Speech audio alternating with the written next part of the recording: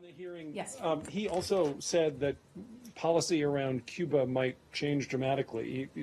He said that he wanted to open up economic efforts in terms of selling, I think it was grain from Kansas to Cuba, and that he expressed an interest in increasing the diplomatic presence here. I'm just wondering if you, separate from what he said, have you all gotten the reassurances you need in Havana to start sending diplomats back to Cuba? And if not, what do you need? And given the government's transition next week, isn't this the kind of time when you want a fully staffed diplomatic presence there?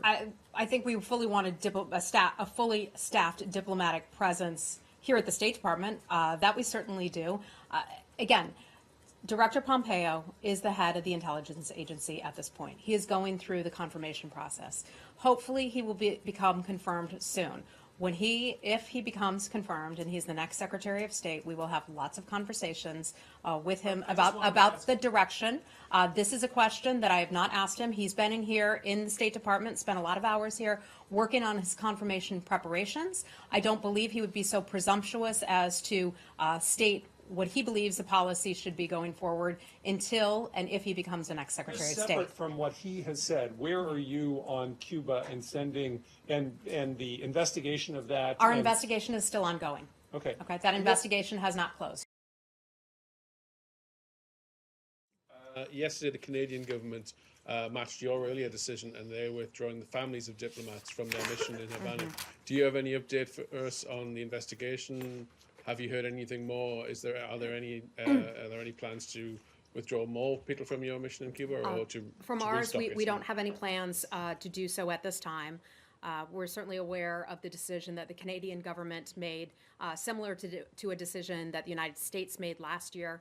I can tell you our investigation is ongoing into what happened to our diplomats down there. That investigation continues. And there hasn't been any further incidents? There have not been any further incidents. No new incidents since the ones that I informed you about last. But how long can we go without any incidents before we conclude? I don't have the answer to that. I don't. Okay. Go ahead. Yeah. Have you? By the way, anybody else on Cuba? Okay. Yeah. Go ahead. The Canadians said that there haven't been any new incidents, but there have been continued symptoms. Have American diplomats down there continued to experience symptoms? My understanding is that I was just briefed on this the other day, that we are not aware of any new attacks or incidents having occurred. So that the last time I gave you a date on when something occurred still stands. So we just don't have any new updates on that. But as our State Department people, if anyone feels like they have any new symptoms or anything like that, they're more than welcome to get a full medical screening, and we continue to offer that on an ongoing basis to our colleagues. Okay? Anything else on Cuba? I just want to ask you one brief question about your Cuba comment. Yes. When you said that you were disappointed that the Cuban government went about choosing its new president in the way it did, surely you weren't surprised. I mean, there was no secret that this is the way they were going to do it. We were not surprised. Okay. No, we were certainly not surprised, but nevertheless disappointed. Sure. Today, Donald Trump said, "We love Cuba, we're going to take care of Cuba, we're going to take care of it." Does that mean that the U.S. believes that it can actually work with the new president in trying to... Well, as you know, we maintain diplomatic relations with the Cuban government, so that continues, but we can certainly be disappointed with the election that we don't see to be free as fair. We also recognize that there are strong people-to-people ties between Cuban Americans and some Cuban families who still live back home, and also there are some businesses that take part in the Cuban economy as well. So this doesn't mean that the Trump administration is going to roll back any kind of...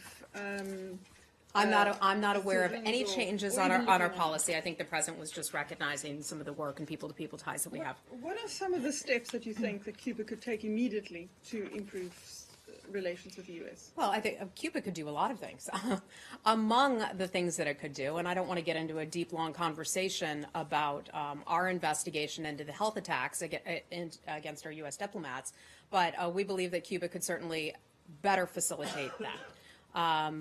they have allowed for our investigators to go down and do their jobs. But as we have said many times before, at the White House and also here, that in a very small country like Cuba, they may know more than they are sharing with us. So I think that would certainly be a step in the right direction.